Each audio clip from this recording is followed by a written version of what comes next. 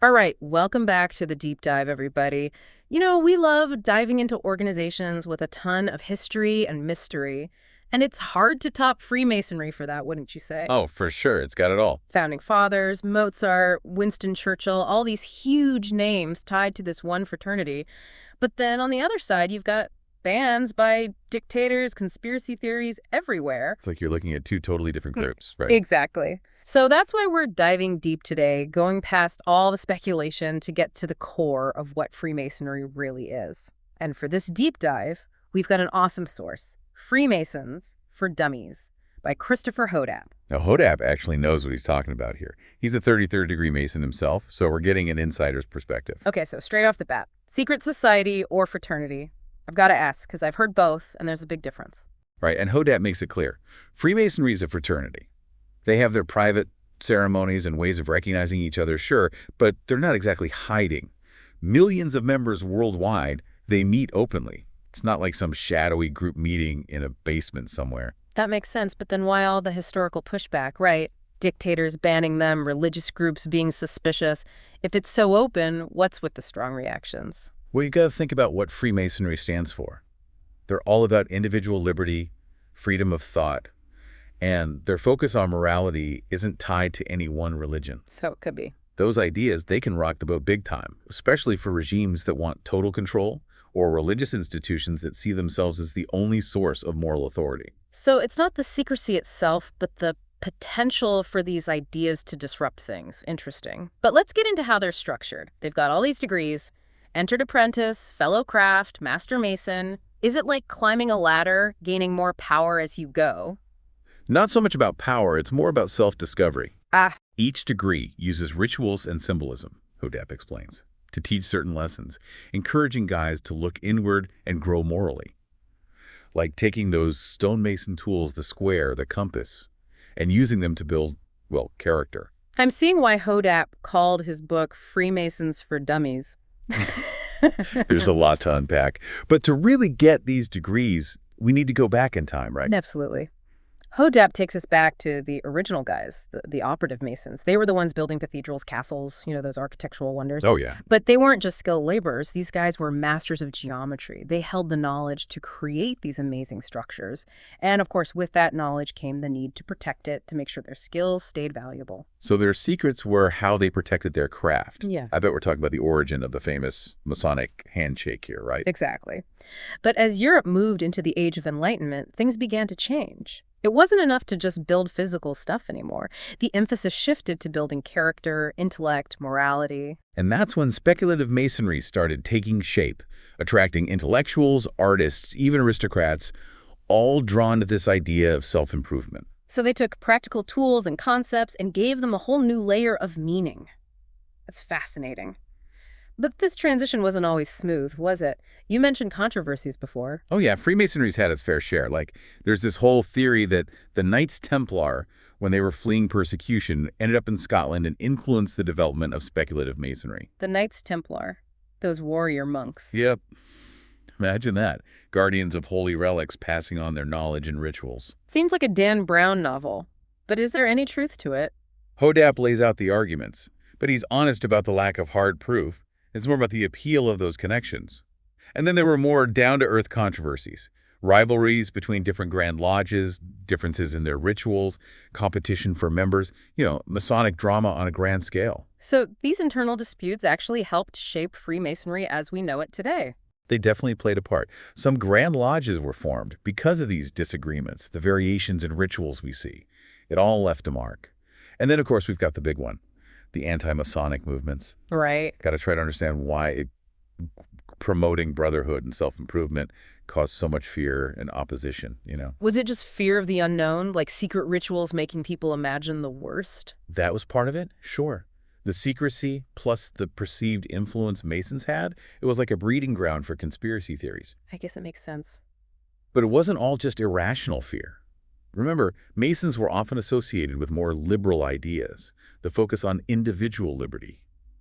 That could clash with conservative forces, especially during times of upheaval. So their values could be seen as a threat to those in power. But even with all this tension, Hodap also talks about Masons showing compassion across enemy lines, even in war. It's a part of the story people often forget. Picture this. Two soldiers fighting on opposite sides. They recognize each other as Masons. They might offer each other help, share resources, even risk their lives for a brother. It shows a deeper connection, a brotherhood that goes beyond national borders. That's incredible. It reminds us there's more to this story than just secrets and controversy. But we can't ignore the issue of racial exclusion, especially with the story of Prince Hall and his efforts to establish African-American Freemasonry. Absolutely. Prince Hall's story is essential. He was a freed slave, this remarkable guy, and he fought hard for equality, founding a lodge that faced years of discrimination from the mainstream Grand Lodges. It's a stark reminder that even groups with noble ideals can fall short of living up to them. It's a good point. Even organizations that promote those values have to constantly work to make sure they're actually living them out. So we've got the history, the structure. Where do we go from here? What's the next layer to this deep dive? Time to unlock the symbolism. It's everywhere in Freemasonry, and understanding those symbols is key to getting their rituals and teachings. Think of it like their own language, where everyday things take on deeper meanings. Symbols, huh? This is where things get really interesting for me. Are we talking like secret codes, hidden messages, that kind of stuff? Not quite that dramatic, but they're definitely meant to make you think. Like, take the square and compass, probably the most famous Masonic symbol. Oh, yeah, for sure. Hodap explains how they're way more than just tools, though. Okay, so not literally tools then. What do they represent symbolically? Well, the square, with its perfect right angles, that represents morality. It's about living an upright life, guided by principles, making sure your actions match your values. I see. And the compass then? Goes hand in hand with the square, I guess. But more to it than drawing circles, right? You got it.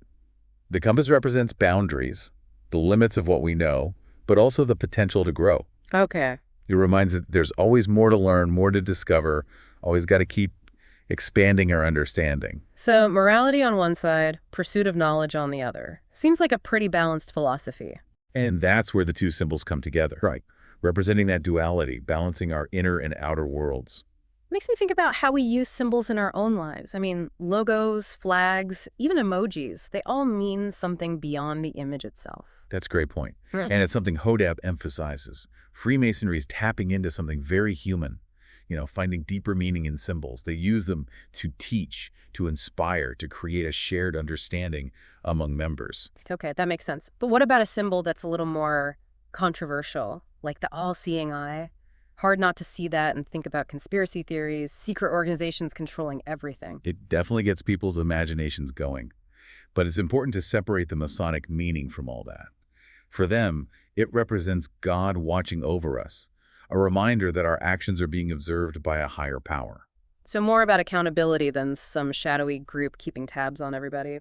Exactly. And Hodap points out something interesting. The all-seeing eye has been used in Christian art for centuries, way before Freemasonry. It reminds us that symbols can change over time. Their meanings evolve. It's like the Masons get caught between what they intend and what outsiders impose on them. That's a good observation. It's tough to understand any group that uses symbols open to different interpretations, like the letter G, for example, often seen in the middle of the square compass. For Masons, it stands for God and geometry.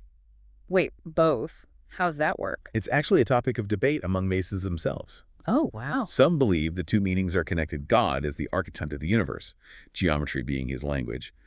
Others say G should only represent God, that adding geometry takes away from the spiritual side. Even a single letter can cause debate. It just shows there isn't one right way to interpret things within Freemasonry, right? For sure. It shows the importance of open discussion, considering different perspectives, even within a group with shared traditions. Something we can all learn from, I think. But I gotta ask, what about those claims that Masons control world governments? Real influence or just more conspiracy stuff? Hodap says Masons are no more influential than any other group in government or business. There have been prominent Masons throughout history, sure, but their success, Hodap argues, comes from their own skills and hard work, not some big Masonic plan. So no shadowy figures pulling strings then? Nope.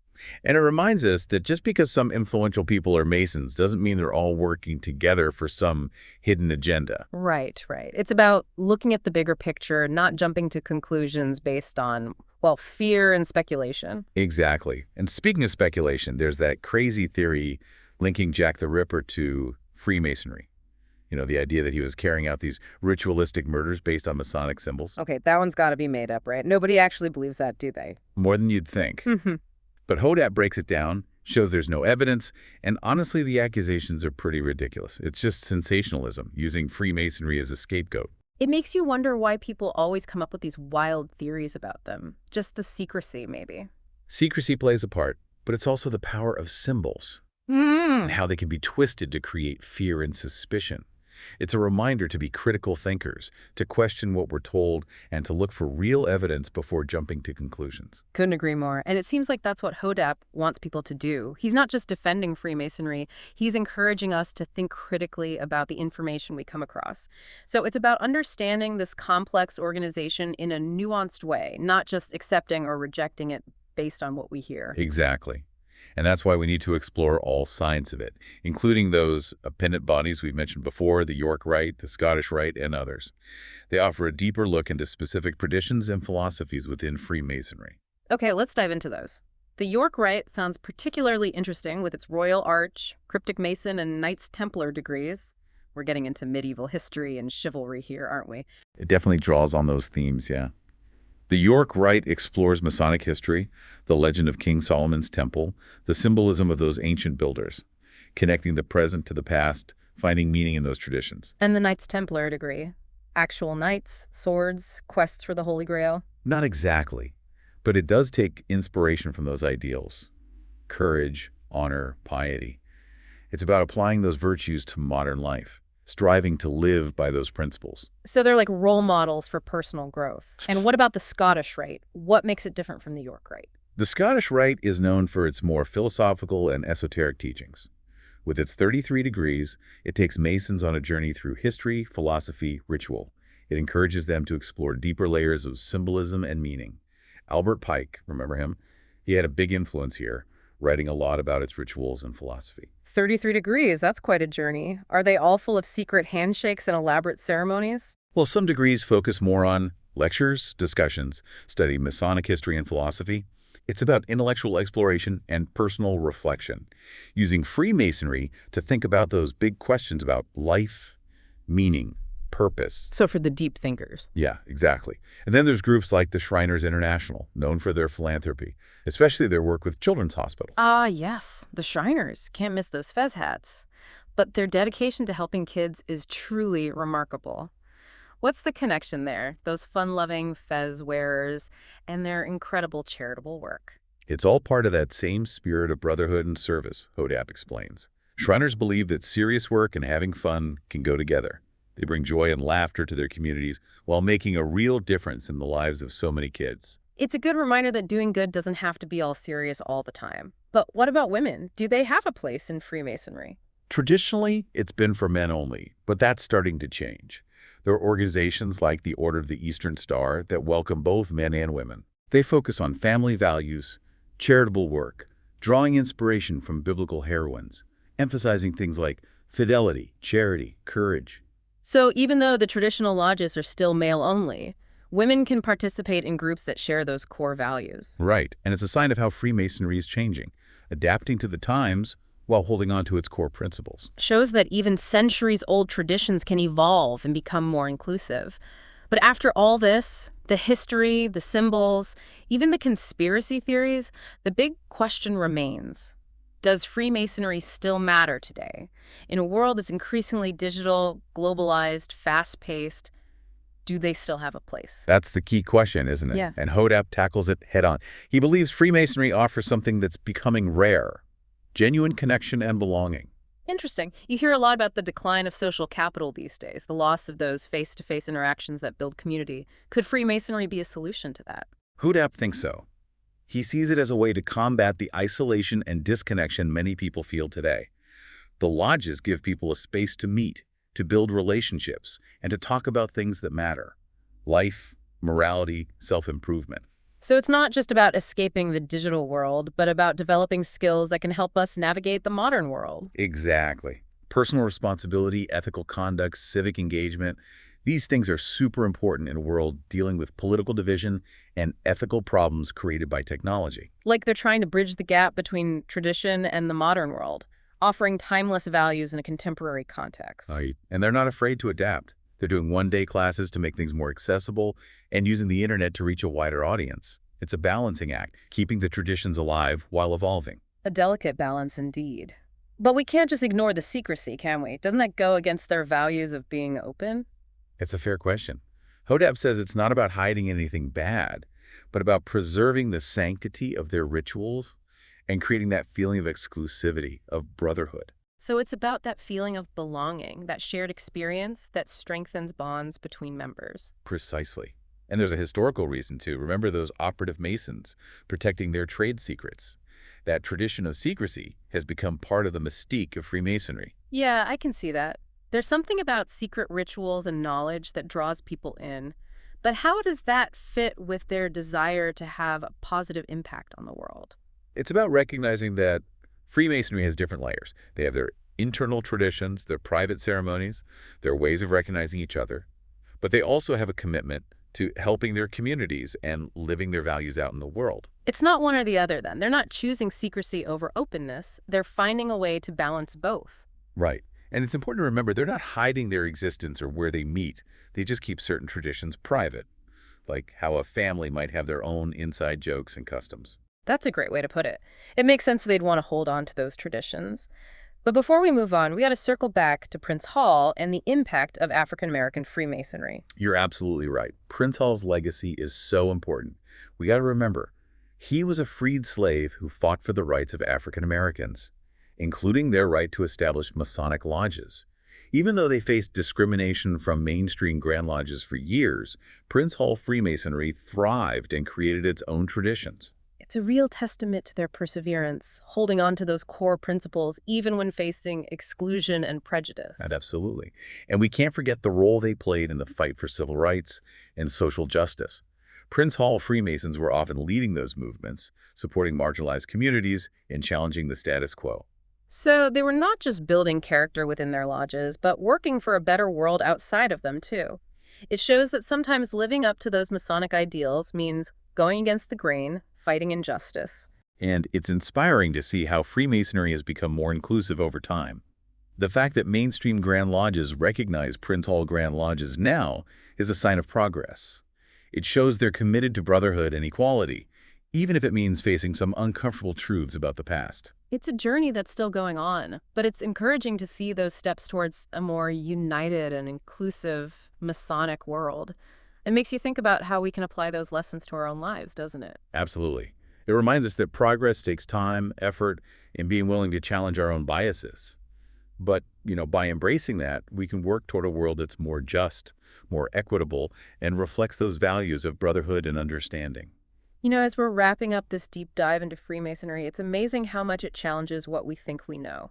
It's so easy to focus on the symbols, the rituals, all the controversies, but underneath it all, there's something much deeper going on. What's really interesting is you don't need to wear a fez or learn secret handshakes to connect with what Freemasonry is all about.